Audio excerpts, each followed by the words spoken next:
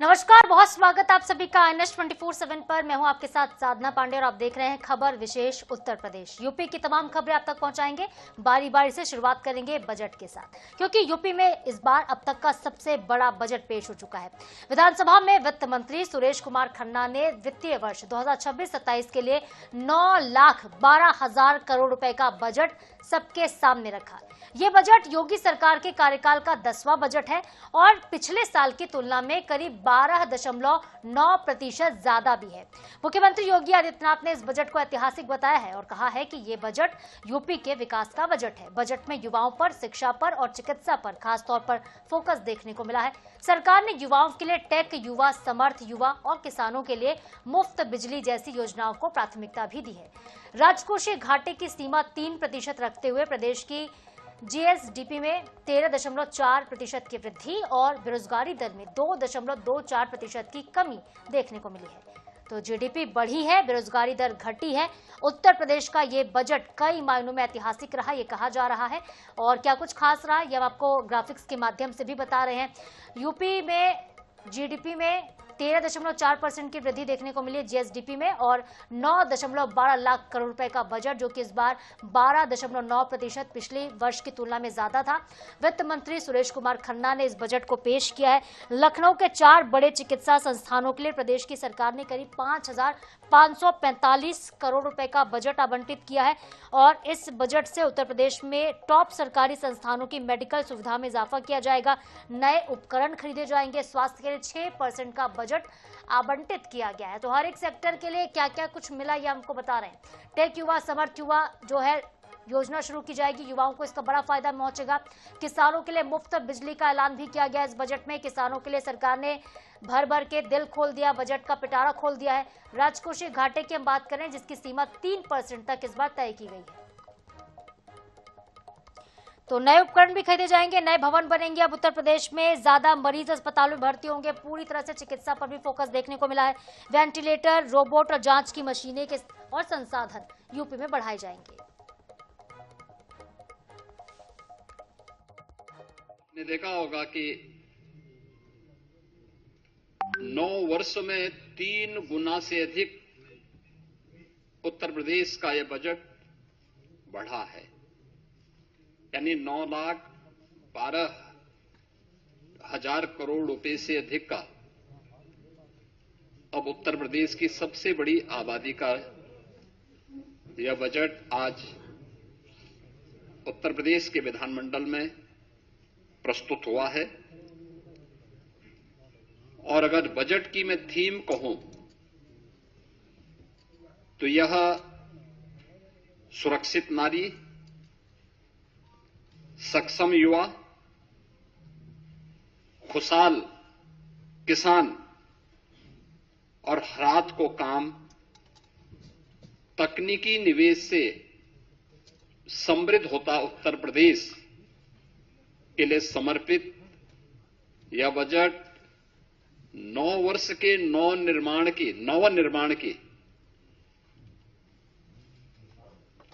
एक नई गाथा को देशवासियों के सामने प्रस्तुत करता है।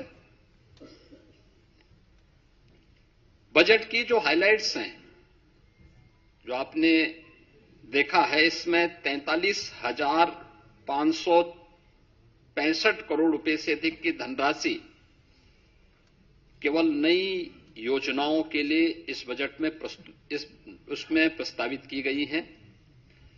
दूसरा, 2 लाख करोड़ रुपए से अधिक की राशि कैपिटल एक्सपेंडिचर के लिए है, यानी ये परिसंपत्तियों के नवनिर्माण में, इंफ्रास्ट्रक्चर के डेवलपमेंट में और इकोनॉमी की यानी अर्थव्यवस्था को सुदृढ़ीकरण करने में इसकी बड़ी भूमिका होती है और यहीं से रोजगार का सृजन भी होता है। ये रोजगार सृजन में भी एक बड़ी भूमिका का निर्वहन करता है।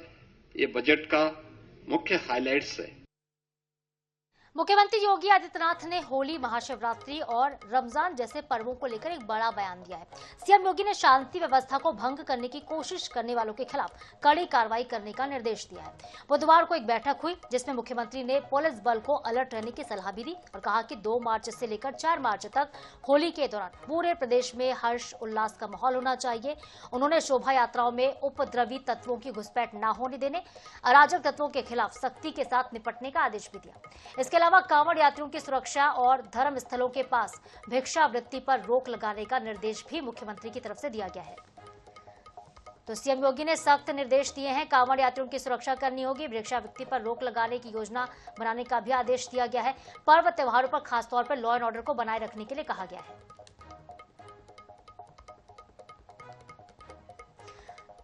तो त्योहारों के मद्देनजर ये महत्वपूर्ण बैठक रही। एक बार फिर से आपको हम बता दें कि महाशिवरात्रि, होली और रमजान के पर्व को लेकर व्यवस्थाओं के पुख्ता करने के निर्देश दिए गए हैं। सीएम योगी ने कहा है कि कोई भी यहाँ पे अनहोनी नहीं होनी चाहिए, कोई भी हालात भगदड़ जैसे नहीं बनने चाहिए। और खास तौर पर देखिए, जिस तरह से कांवड़ यात्रा पर पत्थरबाजी की घटनाएं बीते दिनों देखने को मिली है, ऐसे दोबारा से घटनाएं ना हो, ऐसी घटनाओं पर रोक लगाने के लिए कहा गया। लॉ एंड ऑर्डर को सख्त बनाने के लिए कहा गया। होली पर खास तौर पर निगरानी करने को कहा गया है। लखनऊ से अगली खबर है।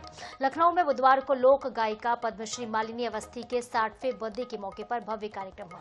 कार्यक्रम में प्रदेश की राज्यपाल आनंदीबेन पटेल पहुंची, मुख्यमंत्री योगी आदित्यनाथ पहुंचे, जगत गुरु राम भद्राचार्य और स्वामी अवधेशानंद के साथ ही कई मंत्री और अधिकारी इस आयोजन का हिस्सा बने। सुंदरकांड पाठ किया गया, आरती का भी आयोजन हुआ। राज्यपाल ने मालिनी अवस्थी के सांस्कृतिक योगदान की सराहना की और पूरे परिवार को शुभकामनाएं दी। इस मौके पर मालिनी अवस्थी के जीवन पर आधारित कॉफी टेबल बुक का विमोचन भी किया गया है। तो ये तस्वीर आप देख रहे हैं जहां पे मालिनी अवस्थी लोक गायिका का जन्मदिन बड़े धूमधाम के साथ मनाया गया और यहाँ पे सनातन संस्कृति की झलकियां भी देखने को मिली हैं। भव्य कार्यक्रम का आयोजन किया गया था। राज्यपाल आनंदीबेन पटेल पहुंची और खासतौर पर यहाँ पर मुख्यमंत्री के अलावा कई अतिथि मौजूद थे। आपको बता दें, राम भद्राचार्य भी यहाँ पर पहुंचे हुए थे, अवधेशानंद भी पहुंचे हुए थे। 60वां जन्मदिन बड़े धूमधाम से मनाया गया लोक गायिका का। Deputy CM Brajesh Pathak RSS की गौ सेवा और संरक्षण पर आधारित फिल्म गोदान देखने के लिए पहुंचे, जो कि यूपी में टैक्स फ्री भी है। फिल्म को देखने के बाद डिप्टी सीएम ने इसके विषय वस्तु की सराहना की और कहा कि ये समाज में गौ सेवा और संरक्षण के प्रति सकारात्मक संदेश देती है।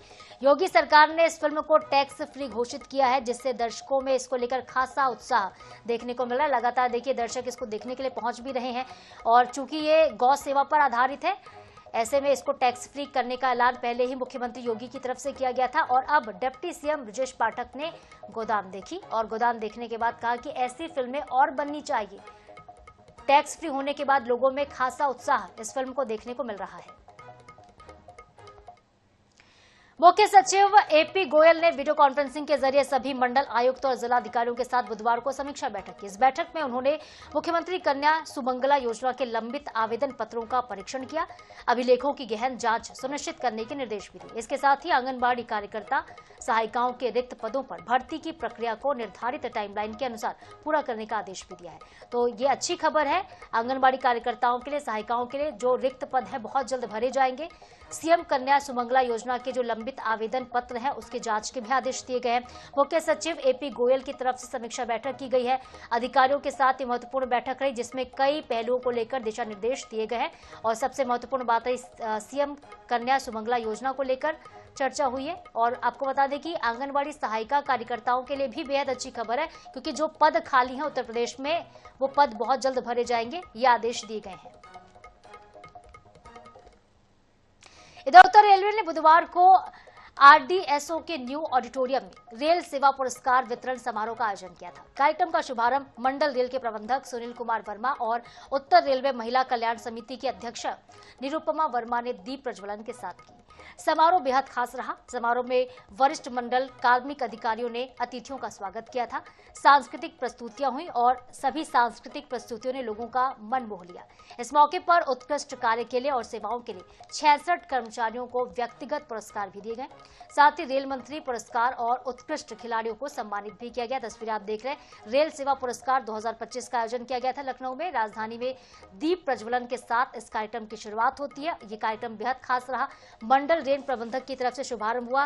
विजेताओं को पुरस्कृत किया गया। रेल सेवा पुरस्कार वितरण समारोह था और जिन्होंने देखिए रेलवे में अच्छा काम किया है बीते दिनों 2025 में, उनको सम्मानित किया गया। उनको ट्रॉफी भी दी गई, प्रशस्ति पत्र उनको सौंपे गए हैं। रेल सेवा पुरस्कार के दौरान कई लोगों को अवार्ड मिले हैं।